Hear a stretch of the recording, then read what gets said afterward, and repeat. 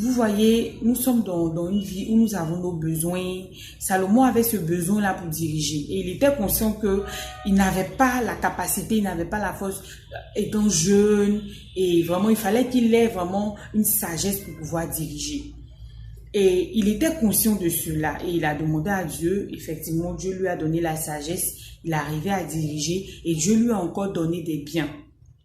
Mais ce dont quoi Dieu m'a conduit, c'est que rien d'autre ne doit prendre la place de Dieu dans notre vie. Voyez, très souvent, nous demandons des choses à Dieu. Et quand nous les obtenons, nous oublions celui qui nous a donné ces choses. Et c'était un peu le cas de Salomon. Et c'est notre cas. C'est le cas de chacun de nous. Combien de fois est-ce que nous demandons des choses, mais nous voyons que ces choses-là, au lieu de nous rapprocher de celui qui nous a donné ces choses, nous éloignent en fait de lui. Tu es celui qui ouvre les yeux des aveugles. Tu es celui qui change les vies.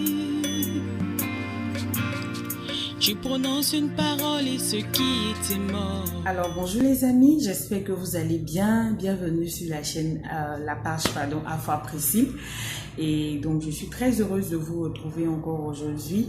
Et je tiens encore à vous dire merci pour tous vos partages, pour tous vos encouragements. Et aujourd'hui, j'aimerais qu'on puisse ensemble réfléchir sur un sujet. Vous savez, il y a de cela quelques jours, je réfléchissais et je me suis demandé, j'ai pris le cas de Salomon et je demandais à Dieu, mais Salomon a demandé la sagesse. Salomon a demandé la sagesse et Dieu, face à cette demande, en plus de la sagesse, lui a accordé assez de biens. Donc Salomon était très riche, il était fort riche. Et j'ai vu que au fur et à mesure que Salomon avançait, Salomon n'était plus vraiment dans les voies de Dieu.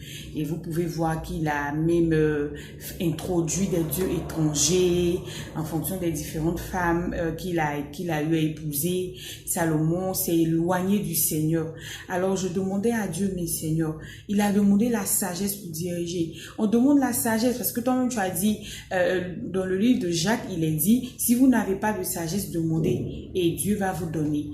Et mais pourquoi Salomon a dévié de la sorte? Vraiment, je me posais cette question.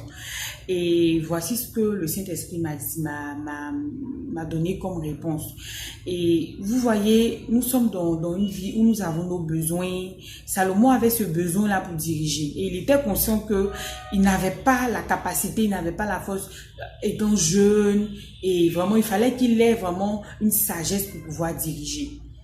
Et il était conscient de cela et il a demandé à Dieu. Effectivement, Dieu lui a donné la sagesse, il arrivait à diriger et Dieu lui a encore donné des biens. Mais ce dont quoi Dieu m'a conduit, c'est que rien d'autre ne doit prendre la place de Dieu dans notre vie. Voyez, très souvent, nous demandons des choses à Dieu et quand nous les obtenons, nous oublions celui qui nous a donné ces choses. Et c'était un peu le cas de Salomon et c'est notre cas. C'est le cas de chacun de nous. Combien de fois est-ce que nous demandons des choses, mais nous voyons que ces choses-là, au lieu de nous rapprocher de celui qui nous a donné ces choses, nous éloignent en fait de lui. Et la réponse que j'ai eue dans mon esprit, c'est que même quand on demande, même quand on est exaucé, rien d'autre ne doit prendre la place de Dieu. C'est-à-dire que la sagesse avait certainement occupé la place de Dieu dans le cœur de Salomon. Et rien ne doit prendre la place de Dieu dans notre vie. Même pas la sagesse qu'il nous a donnée. Apparemment, c'est bon, la sagesse pour diriger le peuple, pour conduire le peuple. Apparemment, c'est bon, le fait de pouvoir subvenir à ses besoins, le fait de ne pas être dépendant matériellement, le fait de pouvoir avoir un foyer, le fait de pouvoir avoir des enfants. Mais est-ce que finalement, toutes ces choses ne prennent pas la place de Dieu dans notre vie? Oui, c'est une promesse pour nous, Dieu va nous les accorder, mais c'est à nous de faire attention. Nous ne devons pas aimer la créature que le Créateur. Nous ne devons pas nous dire que oui, je suis sage, oui, je travaille aujourd'hui, oui, j'ai des enfants. Et nous mettons ces choses-là au premier plan et nous mettons Dieu au second plan. Voyez, c'est pas une histoire de se dire, tu vas aller 24 heures sur 24 être à l'église, faire des bonnes actions. Non, il s'agit d'une relation personnelle qu'on développe avec Dieu. Il s'agit du fait de se dire que Certes, j'ai toutes ces choses, mais il faut pas que je me déconnecte de la source. Et j'aimerais qu'on puisse lire un verset ensemble, si vous le permettez.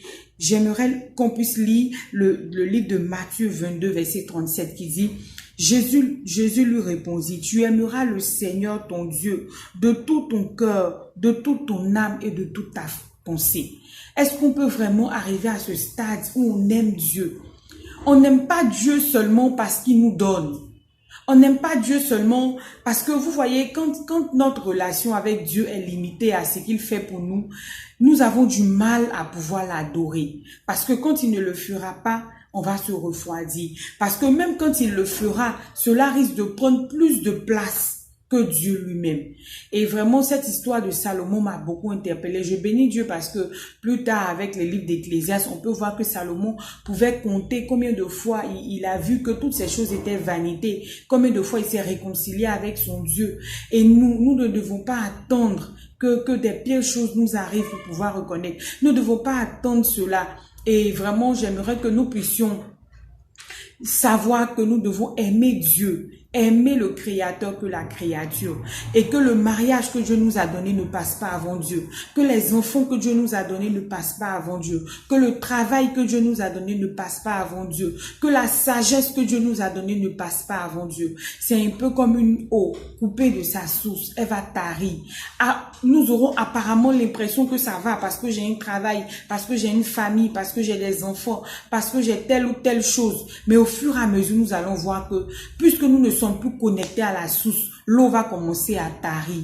Et nous allons voir que nous ne sommes plus vraiment à l'image de ce que Dieu voulait. Donc, à travers cette vidéo, j'aimerais vraiment nous encourager. L'histoire de Salomon est une histoire qui doit nous interpeller pour nous dire que oui, c'est vrai. C'est vrai que Dieu va nous donner telle chose, mais la place de Dieu doit être la première. Jésus répondit, tu aimeras le Seigneur ton Dieu de toute ton âme, de tout ton cœur, de toute ta pensée, de toute ta force. Que vraiment dans ces temps de la fin, où nous sommes tellement submergés, nous puissions comprendre que le Saint-Esprit est en nous et qu'il faut une communication continuelle avec le Saint-Esprit pour connaître sa volonté pour nous, pour savoir là où il veut que nous soyons, que vraiment Dieu nous aide, que Dieu nous donne la force de ne pas passer la créature avant le Créateur. Que Dieu nous bénisse.